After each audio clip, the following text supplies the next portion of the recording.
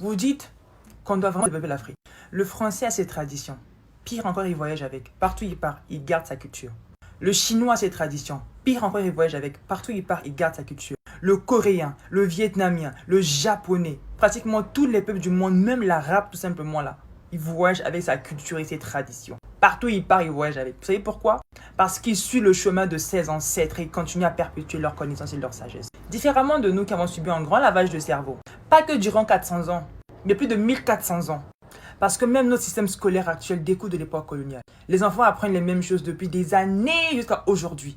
Est-ce que vous savez qu'à l'école, on n'apprend pas l'histoire de l'Afrique avant l'époque coloniale? Genre, il n'y a rien. Là, je parle même de l'Afrique francophone. Hein. On nous apprend notre histoire à l'arrivée des colons.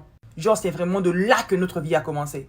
Et vous savez très bien que c'est à partir de là que l'histoire a été falsifiée. Genre, l'Afrique, avant l'homme blanc, il n'y avait rien. Il y avait un vide total. C'est ce qu'on nous a mis en tête depuis le bas âge. Et on nous a appris, qu'on nous a ramené l'écriture, la langue et tout ce qu'on a aujourd'hui. Imaginez-vous qu'on a une génération qui grandit comme ça. Comment pouvez-vous espérer un changement si tout le monde pense que tout nous est venu d'ailleurs? Et pour un moment que les gens se révoltent ou encore prennent conscience que la base vient de chez eux-mêmes, certaines personnes, ça les dérange de savoir que c'est vrai.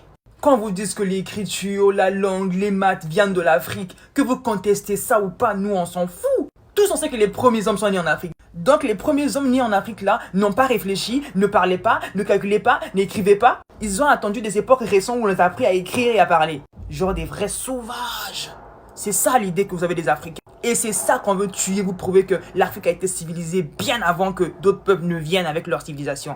C'est ça qu'il faut apprendre aux Africains aujourd'hui afin qu'ils reprennent courage, afin qu'ils reprennent force. On ne veut pas pouvoir chanter chez les gens, les maths viennent de chez nous, on nous pille et tout ça. Ça, c'est le langage des personnes qui ne veulent pas penser leur plaie.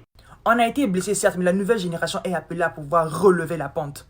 Si nos aïeux se sont battus pour notre indépendance physique, aujourd'hui c'est à nous les jeunes générations de pouvoir se battre pour notre indépendance mentale et spirituelle. On ne peut pas s'en foutre du passé. Regardez les Chinois, ils ont leur écriture. Ça veut dire qu'ils ont fait recours au passé afin de préserver leur écriture.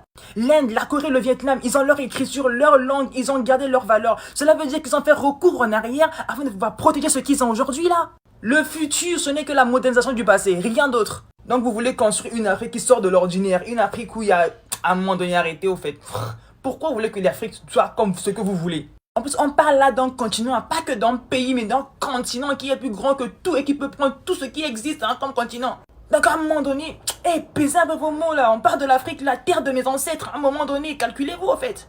Franchement, la publication m'a tellement mis en rage que j'ai oublié qu'il fallait parler avec douceur.